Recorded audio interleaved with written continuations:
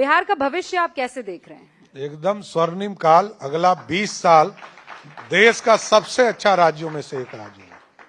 RJD का भविष्य कैसा देख रहे हैं आप? आरजेडी का भविष्य तो दिख ही रहा है। देखिए, मैं बार बार कहता रहा, कोई मानता नहीं है। लालू जी या उनका परिवार 15 साल बिहार के पूरे चीजों का खा गया। भ्रष्टाचार जीवन में जब भी किया तो सिर्फ भ्रष्टाचार किया।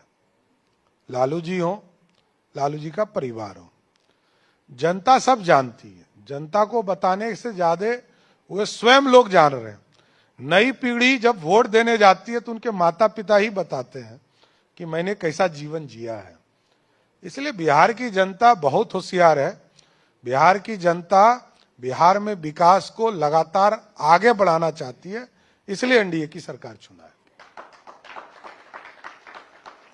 आप ये कहना चाह रहे हैं कि राहुल और तेजस्वी बाबू की जोड़ी बिहार को पसंद नहीं आई?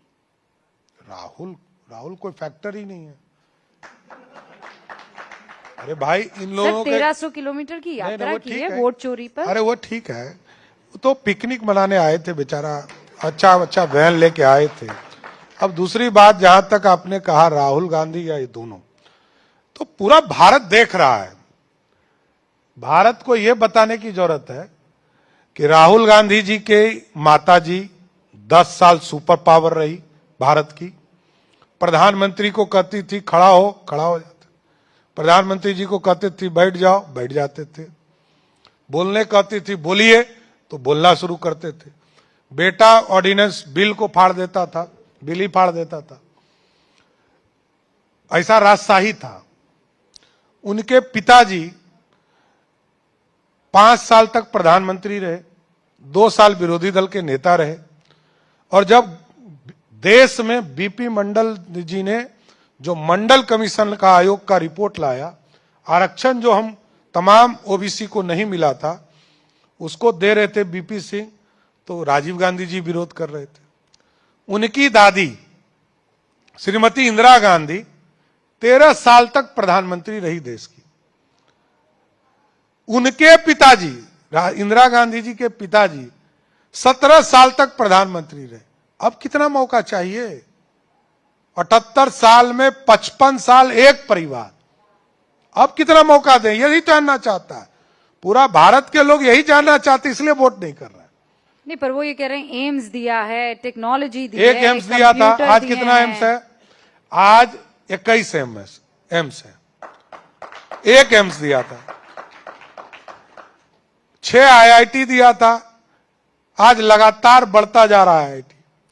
अब तो मेडिकल कॉलेज, मैं तो कहता हूं, तेजस्वी यादव ने बिहार विधानसभा में कहा 2005 के पहले बिहार नहीं था क्या? नहीं था, मैं बोल रहा हूं। अंग्रेजों ने 2 मेडिकल कॉलेज बनाया था बिहार में, और 4 कर्पूरी ठाकुर ने बनाया था। सरदेव कर्पूरी ठाकुर जी ने 4 बनाया, और 1978 से लेकर 2008 तक एक भी मेडिकल कॉलेज नहीं बना। यही तो कहना है। और 2008 से लेकर आज बिहार के 3800 जिले में मेडिकल कॉलेज खोलने का काम नीतीश कुमार और एनडीए की सरकार ने। पर यहाँ भी बहुत सारे स्टूडेंट्स आए थे, वो कह रहे थे आप मेडिकल कॉलेज तो बहुत खोल लेते हैं पर टीचर लोग नहीं पहुंच पाते वहां। नहीं, आप एक चीज समझिए, जब हम खोलेंगे तो धीरे धीरे व्यवस्था बढ़ेगी।